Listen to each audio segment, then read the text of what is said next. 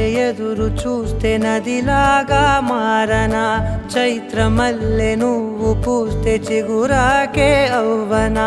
నన్నే వరించే యువరాజును అంట నీ